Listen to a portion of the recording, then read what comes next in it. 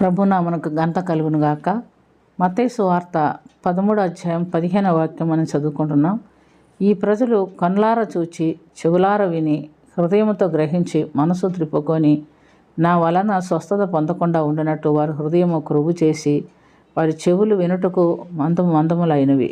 వారు తమ కన్నులు మూసుకొని ఉన్నారు కనుక మీరు వినమట్టుకు విందురు కానీ గ్రహింపరు, చూచుట మటుకు చూతురే కానీ ఎంతమాత్రము తెలుసుకొనరు అని యెషయా చెప్పిన ప్రవచనము వీరి విషయమై నెరవేరి ఉన్నది అని యేసు ప్రభు చెప్తున్నట్టుగా మనం చూస్తున్నాం. యెషయా గ్రంథంలో కూడా మనం ఈ వాక్యాలు మనం చూసినట్లయితే యెషయా గ్రంథము 6వ అధ్యాయంలో ఈ అంశాలు మనం చూస్తున్నాం. యెషయా గ్రంథంలో 6వ అధ్యాయంలో యెషయాతో ప్రవక్త చెప్పినటువంటి మాటలు ఇప్పుడు మనం చదువుకున్నాము.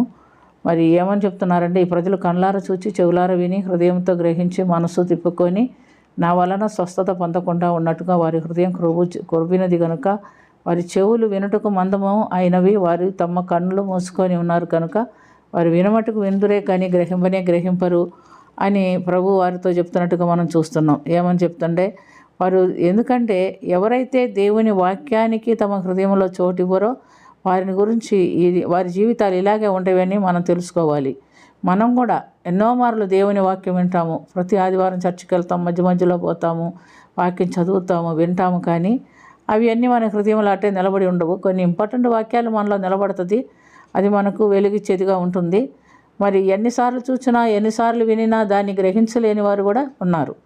ఉదాహరణకు మనం చూసినప్పుడు యూదా ఇస్కరియోతును మనం చూస్తున్నాం. యేసు ప్రభు శిష్యుల్లో ఒక్కడు ఈయన. అయితే ప్రభు మాటలు విన్నాడు, ప్రభు ఆశ్చర్యకార్యాలు చేస్తే చూశాడు, ప్రభుతో కూడా భోజనం చేశాడు, 3.5 సంవత్సరాలు ఆయనతో కూడా సహవాసం చేసినాడు.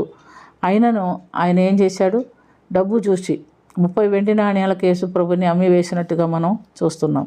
యేసు ప్రభు ఈ విషయం వారితో చక్కగా యూదా ఇస్కరియోతుకు తెలియపరుస్తున్నట్టుగా మనం చూస్తున్నాం. మత్తయి సువార్త 26వ అధ్యాయం 20-25లో వారు పస్కాను భుజించుటకు కూర్చొని ఉండినప్పుడు ప్రభు, మీలో ఒక్కడు నన్ను అప్పగింతుడని మీతో నిశ్చయముగా చెప్పుచున్నాను నేను.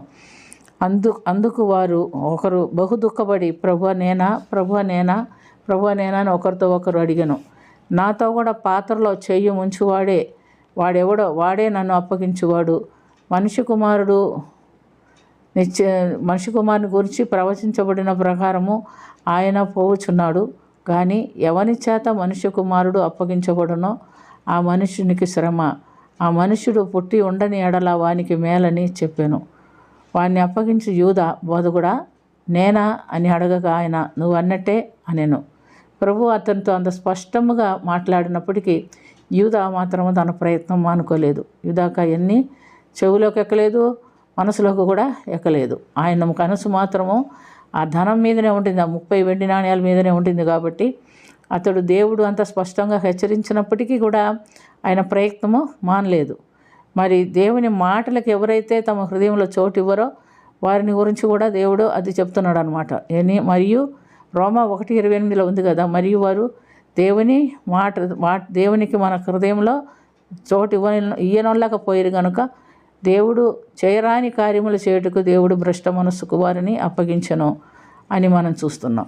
మనం చెప్పుకోవటం, చూసుకోవటం, వినటం కాదు, మన హృదయం ఎలాగుంది, మన మనసు ఎలాగుంది అనేది మనము పరిశోధించుకోవాలి. దేవుడు మనల్ని హెచ్చరించినప్పుడు వాక్యం మన హృదయంలో పనిచేస్తుందా, మన జీవితాలు మార్చబడుతున్నాయా లేదా, అది ఈ చెవిలో విని ఈ చెవిలో నుంచి బయటికి వెళ్ళిపోతుందా అనేది ఒకసారి పరీక్ష చేసుకోవాలి. కాబట్టి దేవుని సన్నిధికి వెళ్ళినప్పుడు వాక్యం చాలా జాగ్రత్తగా వినాలి. వాక్యం చదువుకున్నప్పుడు కూడా మనసు పెట్టుకొని చదవాలి. నాతో మాట్లాడు ప్రభు అని అడగాలి. అడిగి దేవుని సన్నిధిలో మనము ఆయన కృప పొందేవారుగా ఉండినట్టుగా సహాయం చేస్తాడు దేవుడు. ప్రార్థన చేసుకుందాం. ప్రేమ కలిగిన తండ్రి, నీ వాక్యం వినుటకు, గ్రహించుకొనుటకు, దాన్ని అనుసరించి జీవించుటకు మాకు కావలసిన ఆత్మీయ జ్ఞానం దయచే ప్రభువా. నీ కృప మా పైన ఉంచు నా తండ్రి. యేసయ్యా, యూదా ఇస్కరియోతుకు ఎంతగా నువ్వు హెచ్చరించినప్పటికీ, స్పష్టంగా చెప్పినప్పటికీ కూడా అతడు తన తప్పు తెలుసుకోలేకపోయాడు. ఎందువల్లంటే డబ్బు మీద మనసు పెట్టుకున్నాడు కనుక. మా జీవితాల్లో కూడా మేము లోకం వైపు, మనుషుల వైపు మా మనసు పెట్టుకొనక నీ రాజ్యం వైపు మా మనసు పెట్టుకొని నీ రాజ్యం వరకు మేము జీవించి మరణించి నీ సన్నిధి చేరినట్టుగా సహాయం చేయమని యేసుక్రీస్తు పుణ్యనామమున మిక్కిలి వినయంతో అడిగి వేడుకొంచున్నాము తండ్రి. ఆమేన్.